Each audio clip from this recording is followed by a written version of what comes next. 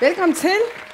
Vi håber, I sådan får et boost af viden omkring, hvad der skal til, når man skal kommunikere som leder.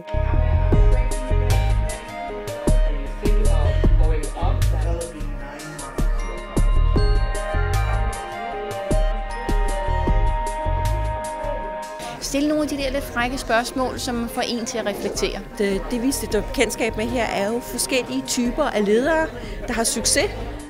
Så god forberedelse og vide, hvor ens medarbejdere er henne, inden man skal kommunikere. Vibekes bog handler jo om kommunikation på alle typer af forskellige ledelsesniveauer.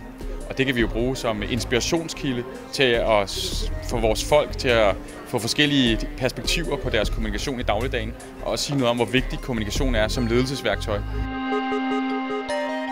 Jeg påstår jo, at ledelse, jamen det er kommunikation. Alt, hvad der handler om ledelse, det er det at kunne kommunikere til andre. Og man kan sige, at vi lever i en tid, hvor det er blevet vigtigere end nogensinde. Altså en topleder skal kommunikere på strategisk niveau, men en leder og medarbejder skal kommunikere på et helt andet niveau. Hvad er værdiskabende kommunikation? Og vi bliver nødt til at begynde at starte en diskussion i det her land og i vores virksomheder omkring, hvornår giver det værdi, den måde vi kommunikerer på. Jeg synes, vi mangler en kommunikativ værktøjskasse. Jeg synes, vi mangler noget struktur, og jeg synes, vi mangler nogle vaneændringer. Hvordan kan du være interesseret i,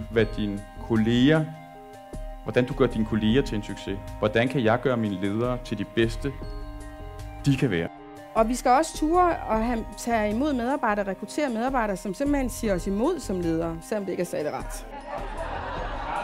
Det, der inspirerer mig som leder, det er at få nogle vinkler på hverdagen, som jeg ikke havde ventet, som var uventet eller som var anderledes. Det vi stifter bekendtskab med her er jo forskellige typer af ledere, der har succes. Og hvorfor har de succes? Det er fordi, de er meget nysgerrige på mennesker. Og ledelse handler jo om at få mennesker til at følge, og mennesker til at føle sig vel tilpas, for at de kan udrette noget stort. Og det er det, som lederne her er rigtig, rigtig dygtige til. Og som den bog, som er blevet skrevet af Vibeke Hartkorn, jo er et eksemplar på, hvordan man kan gøre. Når vi går på arbejde som medarbejdere i dag, så bytter vi faktisk vores arbejdskraft med, at vi vil have, at I som virksomhed skaber mening for os, og at I udvikler os som mennesker. Du nævnte 4 væsentlige ting, som vi skal have fokus på i ledelse for at lykkes. Og noget af det, du sagde, det var, at vi skal evne at skabe mening. Og det tænker jeg egentlig også er ganske rigtigt og yderst vigtigt. Så man kan sige, at lederen skal tale ind i den enkeltes motivation for at gå på arbejde og være den her storyteller, der kommunikerer en højere mening.